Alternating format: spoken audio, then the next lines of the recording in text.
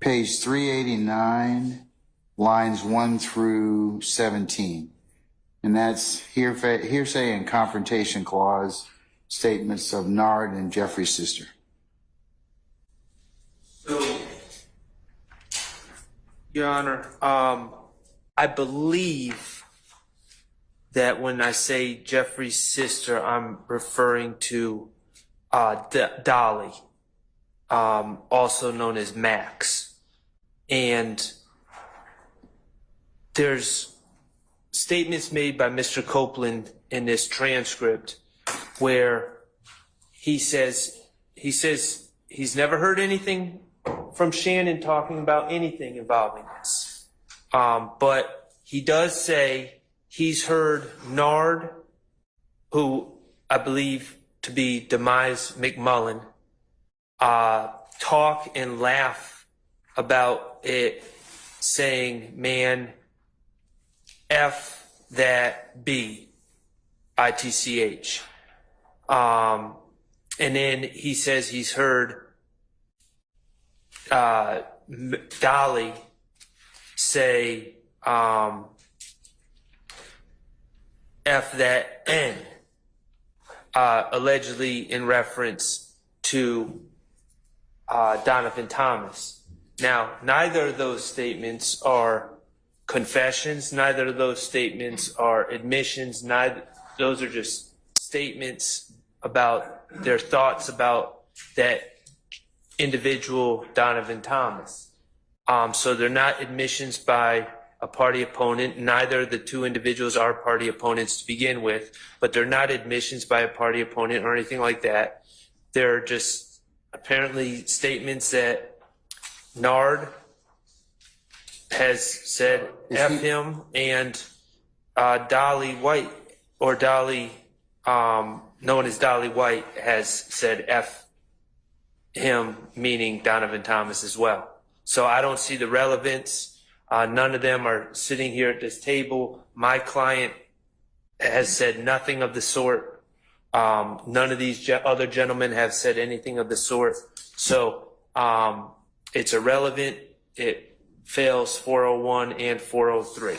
Okay. And also hearsay and confrontation clause.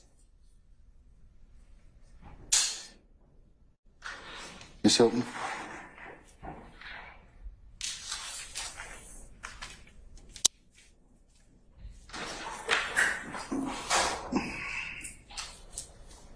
Are you going to seek to play it? Yes, Your Honor. You want to play it first? Or not necessarily. I read it. It's got a lot of purportedly vulgar language for this time of night. So, but I've got the transcript, and So, Your Honor, we believe that it is relevant, and it's also what we deem to be co-conspirator hearsay. So, Your Honor, first things first, as it relates to relevancy, Your Honor, what we have is Mr. Copeland telling the police what he learned from Damekion regarding the murder of Donovan Thomas and what happened. And to further kind of corroborate what he told the police, he's asked, and you have to go back to page 388. He tells the police, so they be talking about it. You know what I mean? He says, but I ain't never heard Shannon talk about it.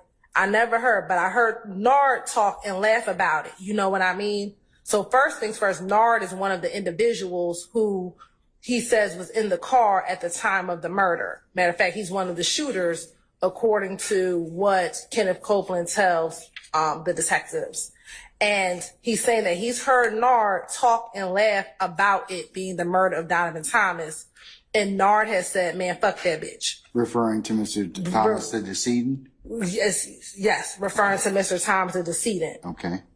So again, that would. Then he says, I hear. Thug's sister talking about. This is on page 389, lines 1 through about 6 for reference. Yes, Your Honor. He said she was talking about it a lot. And Your Honor, earlier in this in this interview, he talks about the fact that Shannon has told him that if you want to know anything about what's going on, his sisters know about it. We believe that Miss White, or Miss, I think her real name is Alexis Greer, is an unindicted co-conspirator, Your Honor. Here in this case, in the unindicted co-conspirator of the larger gang conspiracy.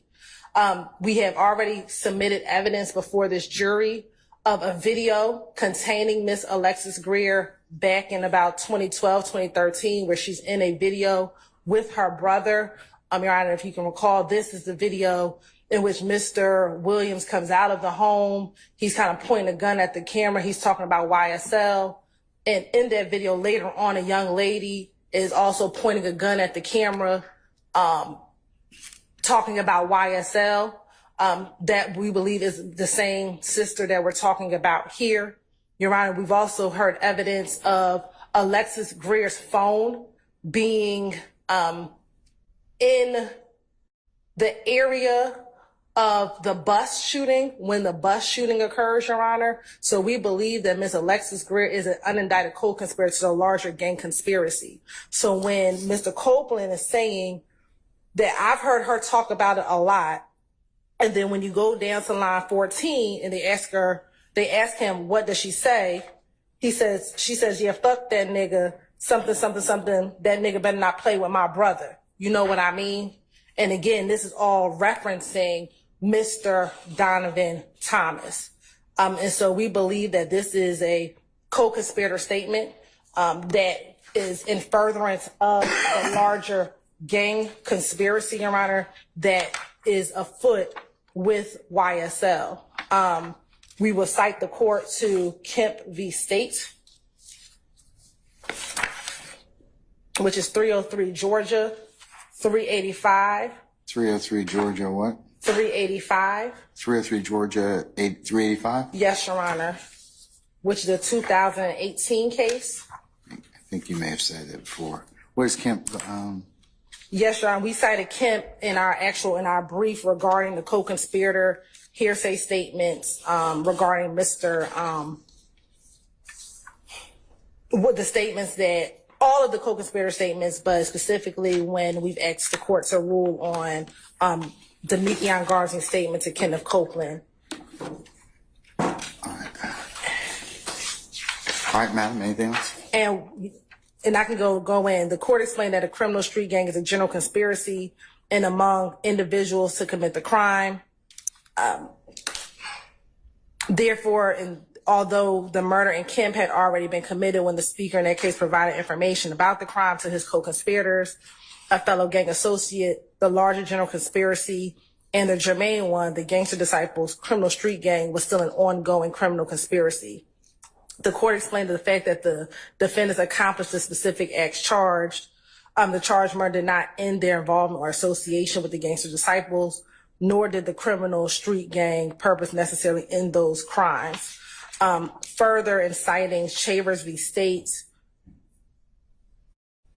which is 304 Georgia 887, Your Honor, we believe that this commenting of what both Nard and Dolly says is in furtherance of the criminal conspiracy.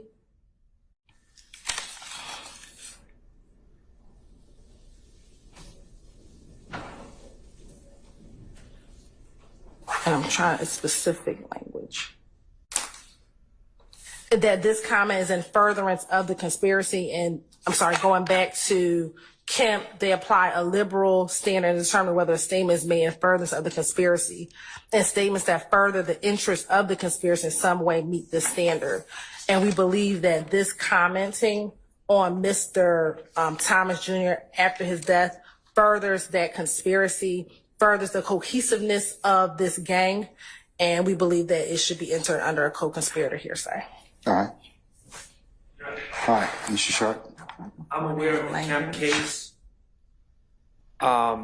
It's a bit of an outlier case, taking a broader view of co-conspirator statements, but even the Kemp case, under these facts, under its reasoning, would not label these statements essentially F Donovan Thomas is essentially what they're saying. F Donovan Thomas. How that is in furtherance of a conspiracy is beyond me. If that's in furtherance of conspiracy, then the requirement under the rules of evidence really has no meaning. If two co-conspirators say we need to meet tomorrow at high noon to count the money, I get it. Retrospectively saying F Donovan Thomas does not further the conspiracy in any way. I'm sure your honors aware of State v. Wilkins, 302 Georgia 156. That's a 2017 case. State v. Lane, 308 Georgia 10. That's a 2020 case. Butler v. State, 310 Georgia 892. That's a 2021 case. Stafford v. State, 312 Georgia 811. That's a 2021 case. All those cases deal with merely spilling the beans or recounting what occurred. It's not, those aren't considered statements designed to foster cohesiveness within the game, within a group. It's considered spilling the beans, and none of those types of statements in those cases. Yeah, I think we talked about this before, but wouldn't this be statements made, after the fact? Well, that's exactly what spilling the beans is. Okay.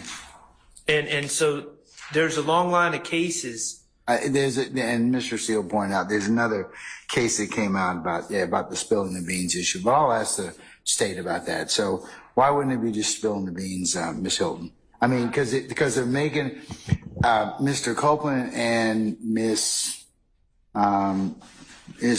Williams' sister Dolly, Max, are kind of just saying after the fact, basically, making derogatory statements about the decedent. So, or spilling the beans, as the defendants call it. So, what other purpose would it go toward? Your Honor, this isn't spilling the beans because, again, their assertion is that Mr. Copeland is lying about the murder at all. And if he is telling the jurors that he's heard one of the defendants bragging about what he has done, and so you're saying it's him bragging about the murder that he committed. Wouldn't that be spilling the beans? No, that's not him spilling beans. That is corroboration that the information that Copeland knew is corroborated by the fact that the individual who did it is now talking about, or at least ensuring the reputation of this gang amongst themselves, amongst the gang members, freely discussing and talking about what they did. The other co-conspirator, Dolly, or Miss Alexis Greer, is saying, this person better not play with my brother. That's what he's heard him say. That's what Mr. Copeland heard her say. So specifically, when they are alleging that Mr. Williams had nothing to do with this murder, he has no part in this murder, for his sister to say amongst the other co-conspirators, that nigga better not play with my brother, after this, is not just spilling the beans. That is showing cohesiveness against this gang. And it's keeping Copeland abreast of the gang's activities, which is always in furtherance of the gang, Your Honor. Okay. Anybody else wish to be heard on this issue? Anyone? All right. As it pertains, what references in terms of video or audio, what are we going from? This would be from 348.55 to 349.20. Okay. All right. In looking at this particular conversation, the defense is related that it's hearsay, it falls under 401, we're not relevant, or 403, that is more prejudicial than probative. And they have also said that this is along the lines of cases of spilling the beans. The state has argued that the statements are in fact relevant. They're co-conspirator hearsay. And Mr. Copeland is talking about what he learned from Mr. Garlington. We've dealt with this issue before, but these particular statements that the court has heard from on page 389, lines 1 through 17, the court's in concurrence with the state in terms of it does not spill the beans. It does talk about the furtherance of criminal activity, the ensuring of reputation. It tells what purportedly the gang did, and the cohesiveness of the parties and the corroboration of info from Mr. Copeland. I'll let the jury consider that for what weight they want to give it. So I'll admit it over objection, defense counsels, and I will give you all a continuing objection as to that. And with that, I think that we're done for tonight, and we'll pick up with Mr. Adams tomorrow.